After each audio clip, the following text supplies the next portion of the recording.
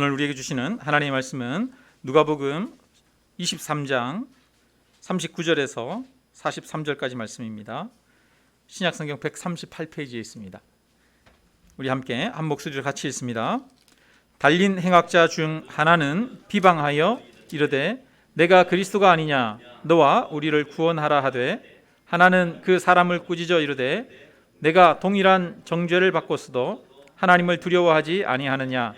우리는 우리가 행한 일에 상당한 보응을 받는 것이니 이에 당연하거니와 이 사람이 행한 것은 옳지 않은 것이 없느니라 하고, 이르되 예수여 당신의 나라에 임하실 때 나를 기억하소서 하니, 예수께서 이르시되 내가 진실로 내게 이르노니 오늘 내가 나와 함께 낙원에 있으리라 하시니라. 아멘. 예수님이 십자가에서 돌아가실 때 두 명의 강도가 함께 못 박혔습니다. 한편에 있는 강도가 예수님을 보고 말합니다. 네가 그리스도가 아니냐, 너와 우리를 구원하라. 네가 그리스도가 맞다면 그 십자가에서 내려올 수 있지 않느냐, 한번 내려와 봐라. 그리스도인 증거를 보여달라고 하는 그런 요구입니다. 이 강도는 십자가에 못 박히신 예수님을 믿는 것이 아니라 조롱하고 있는 것입니다. 그는 예수님을 믿지 않았습니다. 근데 또 한편에 있던 강도는 첫 번째 강도를 책망하면서 말합니다. 예수님이 행한 것은 옳지 않은 것이 없다. 예수여 당신의 나라에 임하실 때 나를 기억하소서. 이 강도는 예수님이 그리스도인 것을 믿었습니다. 그리고 예수님에게 자신을 구원해 달라고 이렇게 간청을 하고 있습니다. 그러자 예수님은 내가 진실로 내게 이르노니, 진실로 강조해서 이야기합니다. 꼭 될 것이라는 얘기죠. 오늘 네가 나와 함께 낙원에 있으리라, 이렇게 대답하셨습니다. 이 두 번째 강도는 예수님으로부터 구원을 약속받았습니다. 두 번째 강도는 큰 복을 받은 사람입니다. 그는 생전에 많은 악한 일을 했습니다. 그로 인해서 많은 사람들이 피해를 입기도 했을 것입니다. 그럼에도 불구하고 죽음을 앞둔 마지막 순간에 예수님을 믿음으로 그는 구원을 받은 사람이 되었습니다. 우리는 이 이야기를 통해서 예수님을 믿음으로 구원받는다는 사실을 다시 한번 깨달을 수 있습니다. 구원은 선행을 많이 하고 훌륭한 인격을 갖추어야 얻는 것이 아닙니다. 강도는 변화된 삶을 살고 선을 행할 수 있는 시간이 없었습니다. 강도가 한 일이라고는 십자가에서 달려서 죽기 전에 마지막 순간에 예수님께 자신을 의탁한 것뿐입니다. 나를 구원하여 달라고 말한 것뿐입니다. 그런데도 그는 구원을 받았습니다. 그의 많은 죄에도 불구하고 그는 구원을 받았습니다. 내세울 만한 선이 아무것도 없는데도 구원을 받은 것입니다. 그래서 이것은 믿음으로 거저 받은 것입니다. 그래서 이것을 은혜라고 합니다. 에베소서 2장 8절에 보니까 너희는 그 은혜에 의하여 믿음으로 말미암아 구원을 받았으니 이것은 너희에게서 난 것이 아니요 하나님의 선물이라, 이렇게 말합니다. 너희에게서 난 것이 아니라는 말입니다. 이 말은 너희가 행한 행위에 대한 대가가 아니라는 겁니다. 이것은 사람으로부터 난 것이 아닙니다. 하나님의 선물입니다. 선물은 주는 사람에 의해서 이루어지는 것입니다. 선물의 대가는 받는 사람이 지불한 것이 아니라 주는 사람이 대가를 지불한 것입니다. 하나님은 우리에게 구원받기 위해서 먼저 무엇을 해라, 선행을 해라, 변화되어라 라고 말씀하지 않습니다. 하나님은 우리에게 대가를 요구하지 않습니다. 우리에게는 그저 하나님이 하신 일을 받아들이는 것이 필요합니다. 그것이 바로 믿음입니다. 믿음은 하나님이 나를 위해 하신 일을 받아들이는 겁니다. 내가 하나님 앞에서 자격을 얻기 위해서 무엇인가를 하는 것이 믿음이 아닙니다. 내가 하나님 앞에서 합당하게 행하는 것이 먼저가 아니라 하나님이 나를 위해서 하신 일을 믿는 것이 먼저입니다. 하나님이 나를 사랑하시는 것을 믿는 것입니다. 하나님이 나의 죄를 씻으신 것을 믿는 것입니다. 하나님이 나를 의롭게 하신 것을 믿는 것입니다. 내가 한 것이 아니라 하나님이 하신 것입니다. 하나님이 나를 위해 하신 것을 받아들이고 믿는 것이 바로 구원의 길입니다. 여러분, 하나님이 우리를 위해서 하신 일이 무엇입니까? 전능하신 하나님이 천지를 만드셨다고 우리는 고백합니다. 사도신경에 보면 우리가 날마다 이 사도신경을 고백하지 않습니까? 새벽에도 하고 주일에도 하고 항상 이 사도신경을 고백합니다. 하나님은 전능하신 분입니다. 천지를 만드셨다고 말합니다. 여러분, 이 천지를 한번 생각해 보세요. 이 천지가 얼마나 큽니까? 지금 우리는 향남 아름다운 교회 예배당에서 이렇게 예배를 드리고 있는데, 여러분, 예배당의 이 공간을 이렇게 우리가 앉아 있습니다. 그런데 이 공간은 그렇게 넓진 않죠. 그런데 마당을 보면 좀 넓습니다. 여기 상신리를 보면 좀 더 넓은 것 같아요. 그런데 이 상신리를 벗어나서 향남 전체를 보면 우리 교회에 비해서 얼마나 넓습니까? 그런데 이 향남은 또 향남에 비해서 대한민국은 얼마나 더 크고 넓습니까? 대한민국이 아니라 이 지구는 얼마나 넓은 곳입니까? 그런데 이 지구는 태양계의 점과 같은 정말 작은 한 부분을 차지하고 있을 뿐입니다. 이 태양계가 수천억 개가 모이면 은하가 된다고 합니다. 수천 개가 아니라 수천억 개가 모이면 은하가 된답니다. 그런데 그런 은하가 또 수천억 개가 모이면 우주가 된다고 합니다. 여러분, 이 우주는 얼마나 큽니까? 우리는 우주를 상상할 수조차 없을 만큼 우주는 넓고 큽니다. 그런데 하나님이, 전능하신 하나님이 이 넓은 우주를 만드셨습니다. 이것을 믿으시기를 바랍니다. 그러면 이 우주를 만드신 하나님이야말로 얼마나 크고 위대하신 분이십니까? 그런데 이 우주를 만드신 하나님이 우리를 향해서 말합니다. 전능하신 하나님이 천지 만물을 만드셨고 우리가 하나님의 자녀가 되었다는 것을 우리는 믿습니다. 우리는 하나님을 아버지라고 고백합니다. 우리가 하나님을 아버지로 믿을 수 있고 아버지로 고백할 수 있는 것, 하나님이 우리를 향해서 너희는 나의 자녀다라고 말하는 것, 이것이야말로 얼마나 큰 축복입니까? 전능하신 하나님이 우리를 위해서 그 아들 예수 그리스도를 십자가에 내어주셨습니다. 생명을 주는 사랑보다 더 큰 사랑은 없습니다. 그런데 하나님이 그 아들 독생자 예수 그리스도를 저와 여러분을 위해서 십자가에 내어주셨습니다. 이보다 더 큰 사랑이 이 세상에 어디에 있겠습니까? 이 온 우주에 이거보다 더 큰 사랑이 어디에 있겠습니까? 하나님은 이처럼 놀랍도록 우리를 사랑하십니다. 우리를 사랑하시는 그 하나님 앞에 우리가 자랑하며 내세울 것이 있습니까? 하나님, 우리가 선을 행했어요? 하나님, 우리의 인격을 보시면 우리가 사랑받을 만하지 않아요? 하나님, 내가 하나님 앞에 사랑받을 만한 마땅한 것이 나에게 이것이 있지 않습니까? 라고 내세울 것이 무엇이 있습니까? 우리가 기도를 많이 하고 예배드리는 것은 하나님의 자녀가 되기 위한 조건으로 내세울 수 있는 것이 아닙니다. 우리가 하나님 앞에서 할 수 있는 것은 오직 하나님의 그 놀라운 사랑에 대해서 믿는 것입니다. 하나님의 사랑에 감사하고 그 은혜를 받아들이는 것입니다. 많은 사람들이 자신은 하나님을 믿는 믿음을 가지고 살아간다라고 생각합니다. 그럼에도 불구하고 그는 실제 삶에서는 이 믿음으로 살고 있지 않습니다. 하나님이, 전능하신 하나님이 무한하신 사랑으로 나를 사랑하신다는 이 믿음으로 살지 않습니다.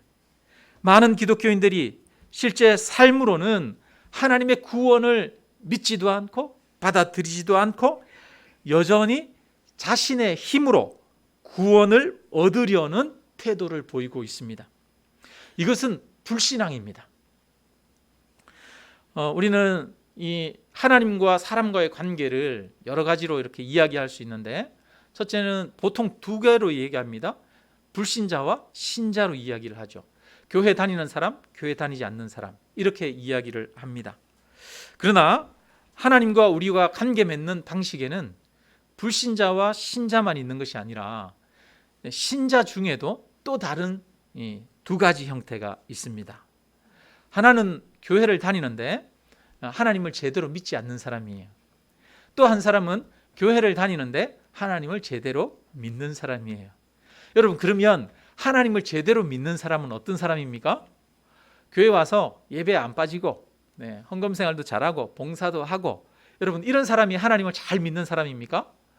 세상에서 사람들에게 칭찬받는 사람, 그리고 신앙생활, 교회 잘 다니는 사람, 우리는 이런 사람을 하나님을 잘 믿는 사람이라고 생각합니다. 예배에도 빠지고 세상에서 사람들에게 욕을 얻어먹고 이런 사람들은 하나님을 잘 못 믿는 사람이라고 생각합니다. 우리는 그 사람의 행위를 보고 판단합니다. 물론 그럴 수밖에 없는 한계가 있죠. 그러나 교회에 다니는 사람을 두 종류로 구분한다면 우리는 종교적인 사람, 그리고 또 한 사람, 복음의 사람, 이렇게 두 가지로 구분할 수 있을 것입니다. 종교적인 사람은 율법주의적인 이런 생각을 가지고 살아가는 사람입니다. 또 복음의 사람은 하나님이 나를 위해서 행하신 일을 온전히 의지하면서 믿는 사람입니다.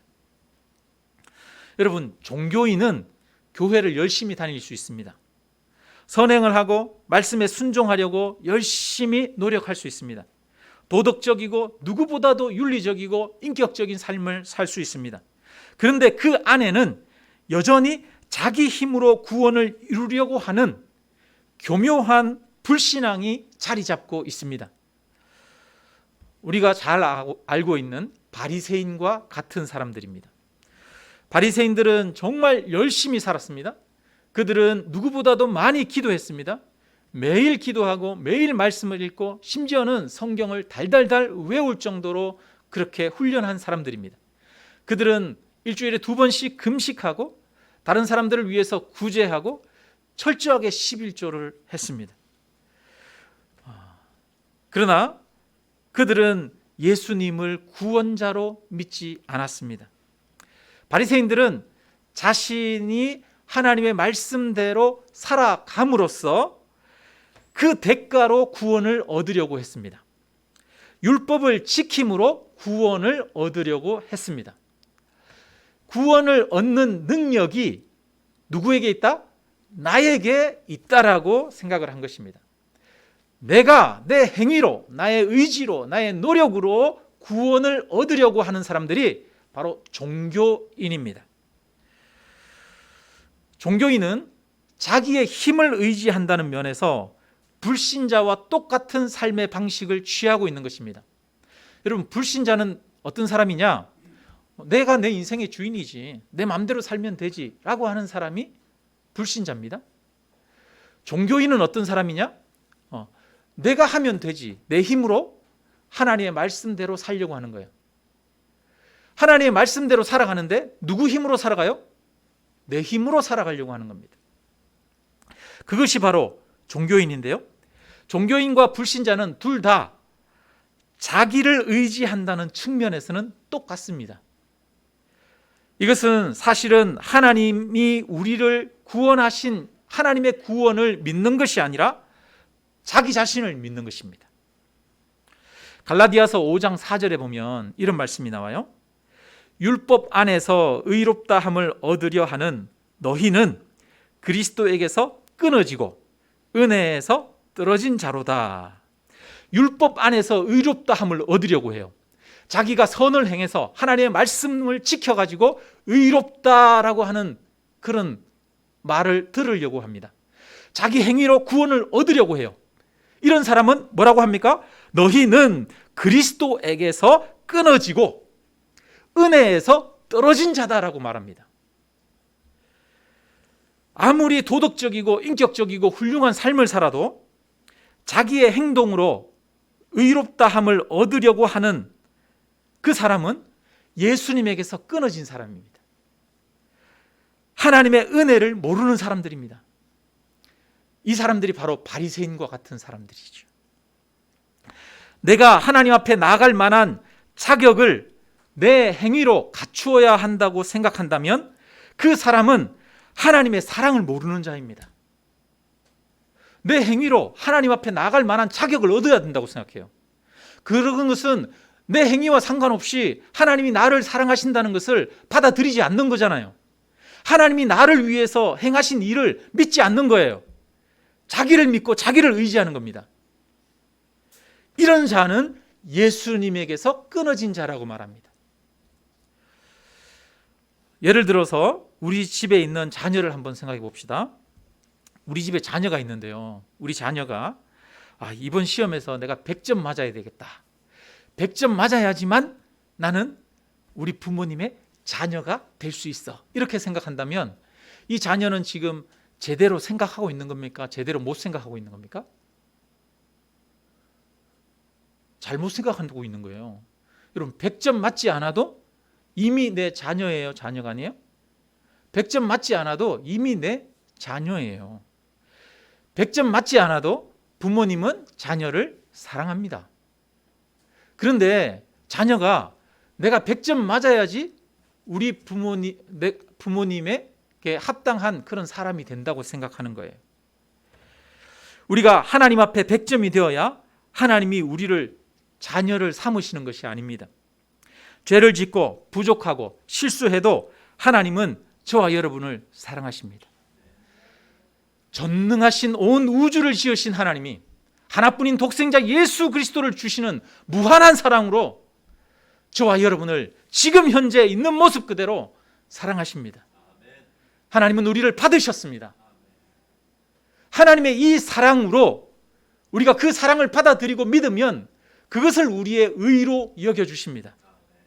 우리는 여전히 부족함에도 불구하고 하나님은 우리를 의롭다 말씀하십니다.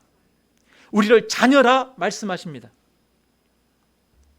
우리가 하나님의 자녀가 된 이유는 오직 하나님이 우리를 사랑하신 그 사랑 때문입니다.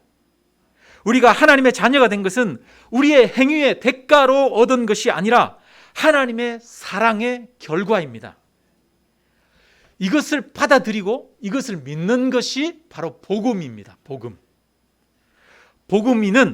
복음을 믿는 사람은 자신의 공로를 의지하지 않고 오직 하나님의 사랑을 믿고 우리의 죄를 위해 십자가에 죽으신 예수 그리스도의 공로를 의지하는 사람입니다. 내 공로가 아니라 누구의 공로? 주님의 공로, 하나님의 공로. 그래서 복음의 초점은 내가 행하는 일에 초점이 있는 게 아니라 하나님이 나를 위해서 행하신 것에 초점이 있는 겁니다. 하나님이 나를 위해 행하신 것을 생각하고 묵상하는 것이 바로 복음을 생각하는 사람입니다. 이 사람이 바로 진정한 신자이고 그리스도인입니다. 우리는 이 종교와 그 다음에 복음을 잘 구분할 필요가 있어요. 종교를 다른 말로 하면 율법주의라고 얘기할 수 있습니다. 율법. 그래서 율법과 복음을 잘 구분해야 됩니다. 우리가 율법과 복음의 차이를 잘 깨닫지 못하면 나도 모르는 사이에 율법주의자로 살아갈 가능성이 굉장히 많습니다. 바울은 갈라디아서 로마서에 보면 이 율법과 복음에 대해서 구분해서 이야기를 합니다. 율법과 복음에 대해서 설명하려고 바울이 얼마나 애를 쓰는지 모릅니다. 그래서 우리는 이 율법과 복음의 차이를 잘 알아야 됩니다. 사람은 율법으로 돌아가려고 하는 본능이 있습니다. 본능. 어디로 돌아가려고 한다고요? 율법으로 돌아가려고 하는 본능. 여러분 고무줄을 탁 당겨서 딱 놓으면 아야 하잖아요. 이유가 뭡니까? 고무줄은 원 상태로 돌아가잖아요. 원 상태로 돌아가요. 우리의 원 상태가 어떤 상태냐 하면 하나님의 복음, 은혜를 받아들이는 게 아니라 우리의 원 상태가 율법주의의 그 마음을 가지고 있는 거예요. 우리의 원 상태가 종교적인 그런 것들을 가지고 있어요. 우리가 어릴 때 자라면서 부모님으로부터 교육을 받죠. 이거는 해도 되고 이거는 하면 안 돼, 이런 이야기를 듣습니다. 근데 이거를 하면 안 돼, 이런 거를 하면은 부모님이 이놈 하면서 혼내죠. 그리고 어떤 것을 했어요? 그러면 부모님이 그를 칭찬해 줍니다. 잘했어, 이렇게 칭찬해 줘요. 그러면서 자연적으로 어떤 마음이 생기냐면 내가 이렇게 하면 우리 엄마가 나를 사랑하고 내가 이렇게 하면 우리 엄마가 나를 혼내네, 이거를 배우게 됩니다. 자연적으로 태어나면서 저절로 성장 과정에서 어쩔 수 없이 배울 수밖에 없는 거예요. 그러면서 사람은 어떤 식의 생각을 하느냐면 내 행위의 결과에 따라서 나에게 오는 반응이 달라진다라고 생각합니다. 그래서 엄마의 사랑을 결정하는 것이 내 행위라고 생각을 해요. 내가 이렇게 하면 엄마가 날 사랑하고 내가 이렇게 하면 엄마가 날 사랑하지 않는다라고 생각합니다. 내 행위가 주인이 되는 거예요. 내가 주인이 되는 거예요. 내 행위의 결과에 따라서 부모님의 사랑이 달라진다고 생각하는 거예요. 내 행위의 결과에 따라서 하나님의 사랑이 달라진다라고 생각을 해요. 그래서 끊임없이 구원을 받기 위해서 내가 선을 행해야 된다고 생각하고 하나님의 사랑을 받기 위해서 내가 기도를 열심히 해야 된다라고 생각합니다. 그런데 하나님은 성경에 보니까 로마서 5장에 보면 우리가, 로마서 5장 찾아봅시다. 네, 한번 조금 졸릴 때는 한번 찾아보는 게 좋습니다. 로마서 5장.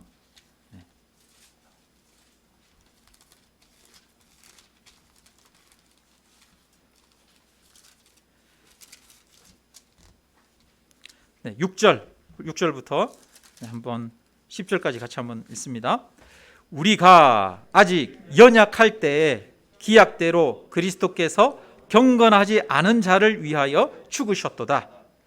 의인을 위하여 죽는 자가 쉽지 않고 선인을 위하여 용감히 죽는 자가 혹 있거니와 우리가 아직 죄인 되었을 때 그리스도께서 우리를 위하여 죽으심으로 하나님께서 우리에 대한 자기의 사랑을 확증하셨느니라.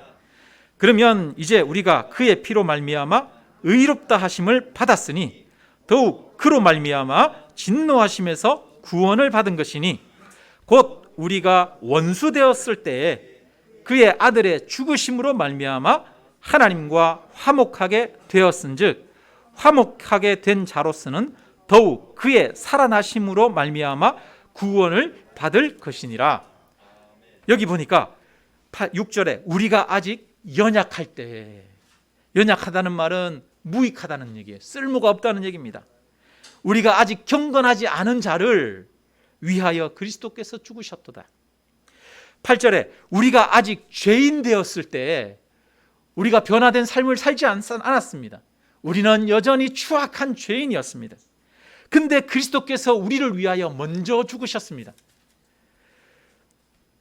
10절에 곧 우리가 원수 되었을 때, 우리가 하나님과 원수였는데 예수님이 우리를 위해서 십자가에 돌아가셨습니다. 우리를 용서하셨습니다. 우리가 변화되어서 우리의 삶이 달라져서 하나님이 우리를 사랑한 것이 아닙니다.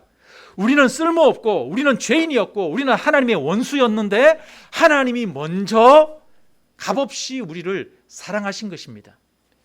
그래서 하나님이 사랑하심으로 우리는 죄 용서를 받았고 하나님의 자녀가 된 것이죠.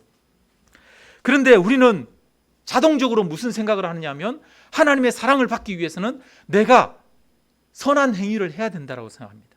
하나님의 사랑을 받기 위해서는 내가 변화된 삶을 살아야 된다고 생각합니다. 하나님의 사랑을 결정하는 것이 내 행위라고 생각하는 거예요. 내가 기도를 많이 하고 내가 신앙생활을 열심히 하는 것이 하나님의 사랑을 받는 비결이라고 생각합니다. 여러분, 내 행위가 하나님의 사랑을 받는 비결이 아닙니다. 나를 사랑하시는 것은 오직 하나님이 전능하신 능력과 그 은혜로 값없이 사랑하신 것입니다. 그래서 이제 우리가 하나님의 말씀대로 살고 예배하고 헌신하는 것은 하나님의 사랑을 받기 위한 조건이 아닙니다. 조건이 아니에요. 내가 하나님의 사랑을 받고 구원을 받기 위한 조건으로 우리가 신앙생활을 하는 게 아닙니다. 하나님의 구원을 얻을 조건으로 율법을 행하는 것이 아니라 하나님의 구원과 그 사랑에 대한 감사로 신앙생활을 하는 겁니다. 우리의 마음에 하나님의 구원에 대한 감사와 기쁨이 있어야 됩니다. 여러분, 감사와 기쁨이 없으면 의무가 남아요. 의무. 억지로 하는 게 됩니다. 구원 얻기 위한 조건으로 하는 게 돼요. 만약에 내 안에 감사와 기쁨이 없다면 나는 지금 종교인으로서 신앙생활을 하고 있는 겁니다. 하나님이 나를 사랑하신 구원의 은혜, 그 놀라운 사랑에 대한 기쁨과 감사가 충만하지 않다면 우리는 지금 다시 고무줄의 상태로 돌아간 거예요.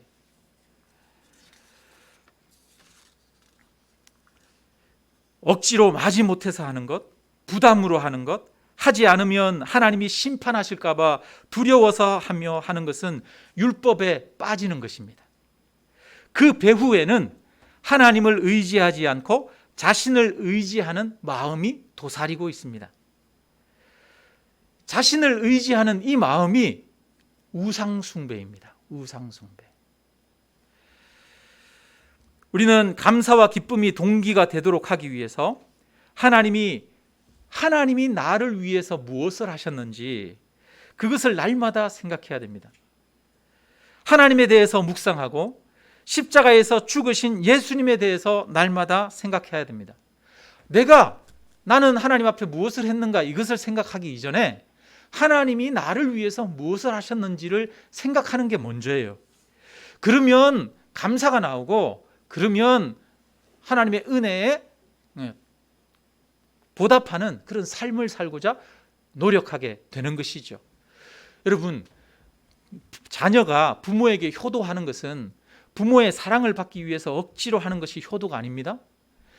자녀는 언제 효도를 하게 됩니까? 아이고, 우리 부모님이 나를 이렇게 키우기 위해서 애쓰셨구나. 우리 부모님이 엄청나게 고생을 많이 하셨구나.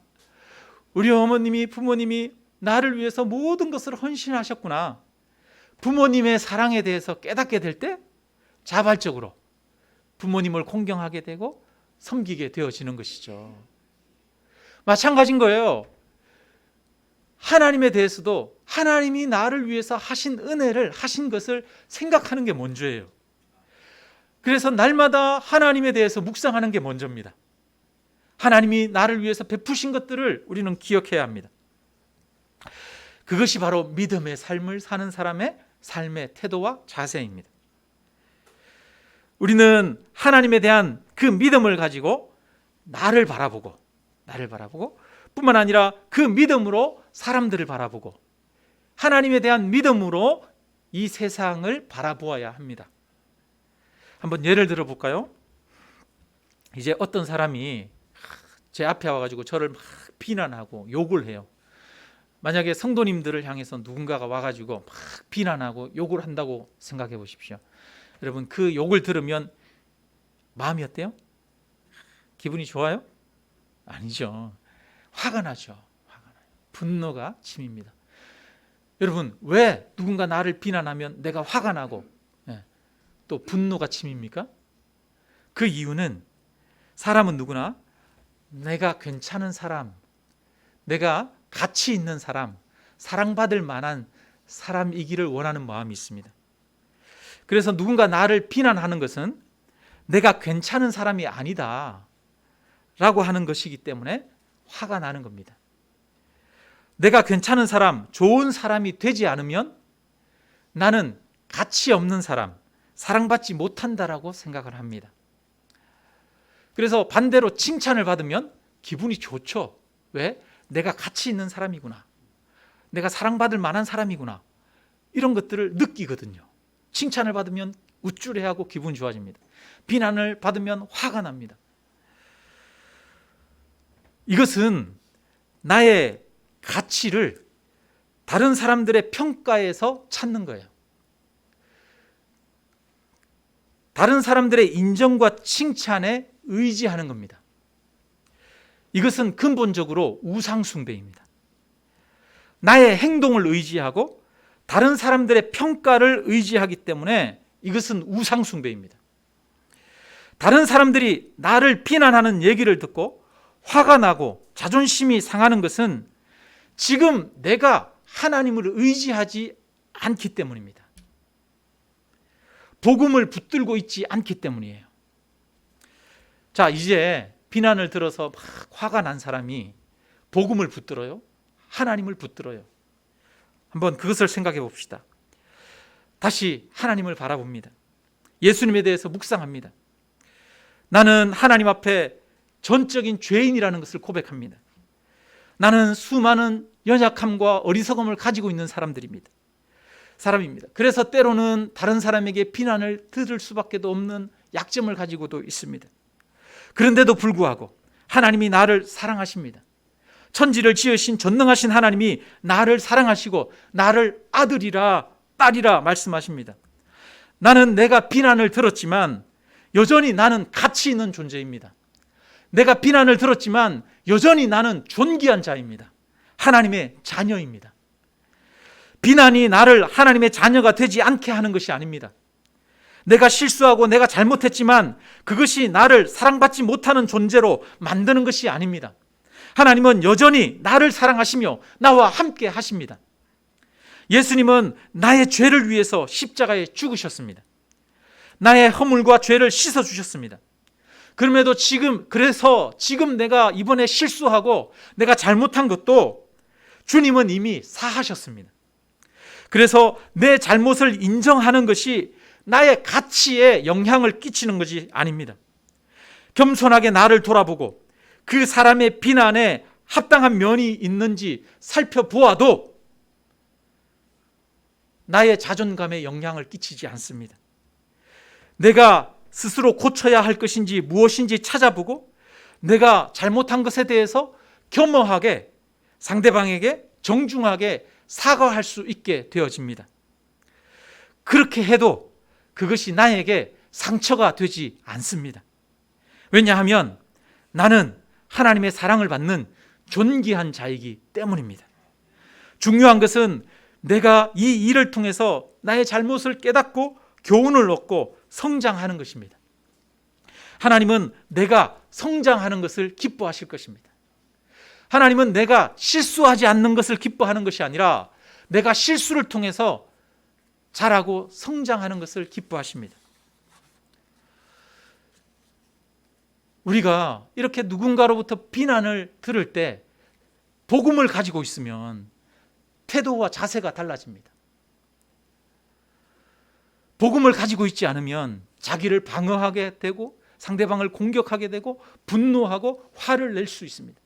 그러나 진정한 복음을 그 마음에 가지고 있으면, 하나님에 대한 믿음을 진정으로 가지고 있으면, 하나님의 사랑에 대한 확신을 그 마음 가운데 가지고 있으면 사람들이 나를 비난해도 비난할 때 자신을 겸허하게 돌아볼 수도 있고 뿐만 아니라 자신의 잘못을 인정할 수도 있고, 그럼에도 불구하고 자신감을 가지고 자존감의 상처를 받지 않을 수 있습니다. 여러분, 이것이 복음으로 살아가는 것입니다. 또 예를 들어볼까요? 혹시 어떤 사람이나 일에 있어서 사람에 대해서 아니면 일에 대해서 짜증이 나는 사람이 있어요. 여러분 혹시 짜증 나는 경우 있죠? 옆에 남편이 짜증나게 합니까? 남편을 보면서 남편이 짜증나게 하는데요, 이러는 분들도 계시더라고요. 여러분, 우리가 누군가에게 짜증나고 화가 날 때가 있어요. 여러분, 화가 나는 이유는 무엇입니까? 내가 원하는 대로 되지 않기 때문에 화가 나는 거예요. 누군가 내 마음대로 누군가를 조종하고 내 뜻대로 하고 싶은 마음이 우리 안에는 있습니다. 사람이든 일이든 내 마음대로 움직여지지 않으면 짜증이 납니다. 화가 납니다. 그 배후에는 내가 옳다는 마음이 있고 내 생각대로 되는 것이 좋은 것이다라고 하는 그런 자기에 대한 믿음이 있습니다.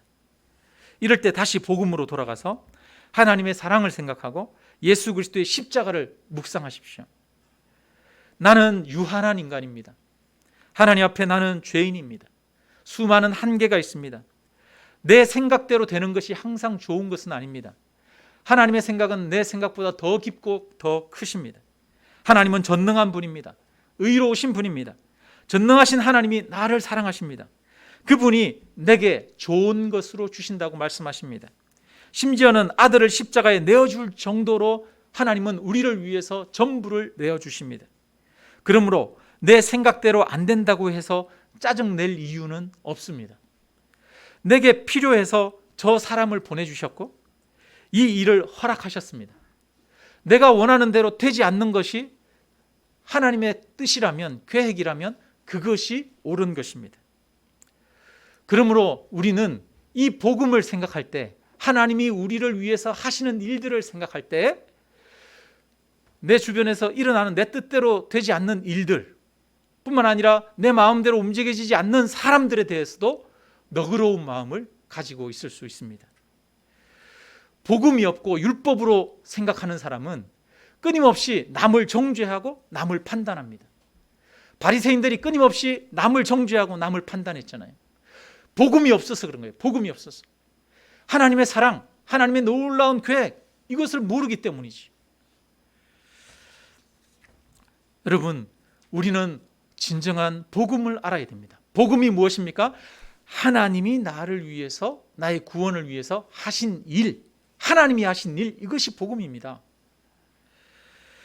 우리는 내가 내 힘으로 스스로 애쓰고 노력해서 내 습관과 행동이 변화되는 것이 아닙니다. 정말 많은 사람들이 하나님 앞에 내가 좀 달라져야지, 변화된 삶을 살아야지 생각하는데 내 의지로, 내 노력으로 변하려고 생각합니다. 근데 여러분, 내가 이게 규칙이니까 이 규칙에 맞춰서 내 행동을 변화시켜야지, 그렇게 할 때 내 행동이 잘 변합니까? 잘 변하지 않죠. 규칙대로 맞추는 것은 한계가 있어요. 조금만 틈이 생기면 그 규칙을 어기게 되시죠. 사람이 율법을 지키려고 애쓴다고 해서 율법을 지키면서 살아갈 수 있는 게 아닙니다. 말씀대로 살아갈 수 있는 힘은, 말씀대로 살아갈 수 있는 힘은 하나님의 은혜를 깨닫는 데 있습니다. 아까 말씀드렸잖아요. 부모님에게 효도할 수 있는 힘은 부모님의 사랑을, 부모님의 희생을 아는 데 있습니다. 하나님이 우리를 위해서 하신 일들을 깊이 깨닫고 믿는 것입니다. 그것을 하나님이 하신 일, 하나님이 지금도 나를 사랑하신 일, 나를 위해서 모든 것을 내어주신 그 사랑을 믿으면 우리 마음이 변화되기 시작합니다. 복음을 믿는 것은 우리의 동기를 변화시킵니다. 그래서 이제는 억지로 하는 것이 아니라 하나님 앞에 감사함과 기쁨으로 자발적으로 하는 것이 되어지는 것입니다. 복음을 믿는 것은 자기 자신에 대한 이해와 자기의 정체성과 세상에 대한 관점을 새롭게 바꿉니다. 복음은 우리의 마음과 생각을 바꾸는 겁니다. 여러분, 우리가 변화되기 위해서는 먼저 우리의 마음과 생각이 바뀌어야 되는 거예요. 마음의 변화가 없이 억지로 하는 행동은 잠시뿐이지만 마음이 변하고 생각이 변하면 우리의 삶이 변합니다. 그래서 날마다 하나님을 생각하고 묵상하고 하나님의 사랑을 경험하고 깨달아 아는 것이 변화의 능력입니다. 변화의 시작입니다. 말씀을 마칩니다. 한 강도가 구원을 얻은 것은 자신의 노력으로 얻은 것이 아니라 예수님의 은혜로 값없이 받은 것입니다. 우리의 구원은 내가 이룬 것이 아니라 하나님이 나를 위해서 이룬 것입니다. 하나님이 독생자를 십자가에 내어주시기까지 나를 사랑하신 것입니다. 우리는 이것을 진심으로, 전심으로 믿어야 합니다. 그리고 이 믿음으로 날마다 나의 삶을 해석하고 적용해야 합니다. 이것이 바로 복음의 삶입니다. 우리가 우리를 사랑하셔서 행하시는 하나님에 대해서 묵상하고 하나님에 대해서 알고 하나님에 대해서 생각하면 할수록 우리의 마음이 변화될 것이고 우리의 삶도 변화되어질 것입니다. 하나님의 은혜가 날마다 우리의 마음과 삶에서 역사하고 그리하여 변화의 능력으로 나타날 줄로 믿습니다. 여러분, 종교가 아니라 율법이 아니라 복음입니다. 복음을 알아야 됩니다. 복음. 값없이 사랑하시는 하나님의 놀라운 사랑을 아는 저와 여러분이 되시기를 주님의 이름으로 축원합니다.